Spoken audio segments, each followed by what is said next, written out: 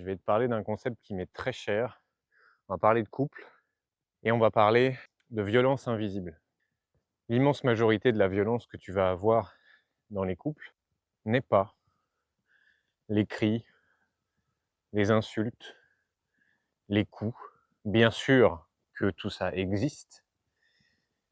Ce que je veux te faire comprendre, c'est que si tu penses que la violence se niche exclusivement dans ces trois comportements, tu risques de pas mal souffrir et faire souffrir dans tes relations.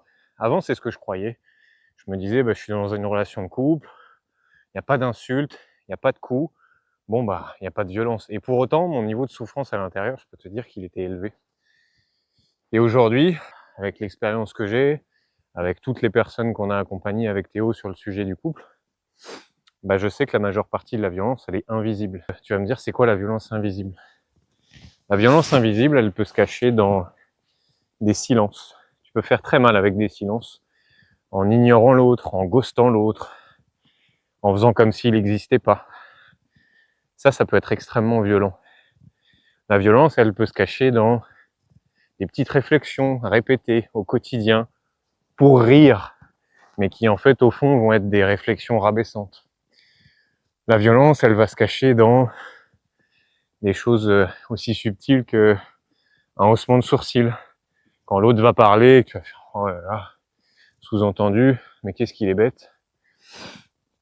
La violence, elle va être dans ce qu'on appelle le gaslighting. Le gaslighting, ça va être faire douter l'autre de sa réalité, de ce qu'il a vraiment vécu, par de l'argumentation, lui retournant le cerveau, etc.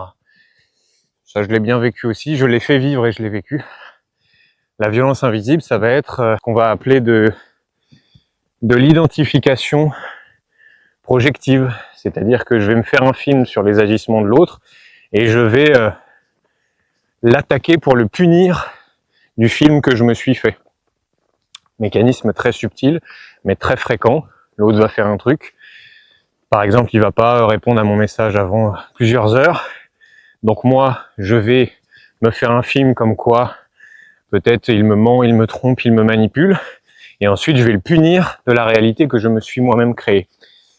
Tout ça pour te dire que, et c'est un sujet qu'on approfondit beaucoup plus dans notre accompagnement nouveau couple, c'est un des piliers centraux, cette violence invisible, de pouvoir être conscient de sa propre violence invisible pour arrêter de faire du mal et être conscient de la violence invisible qu'on subit parfois pour arrêter de souffrir. Voilà, j'arrive en haut du mont Everest, c'est le moment de couper cette vidéo.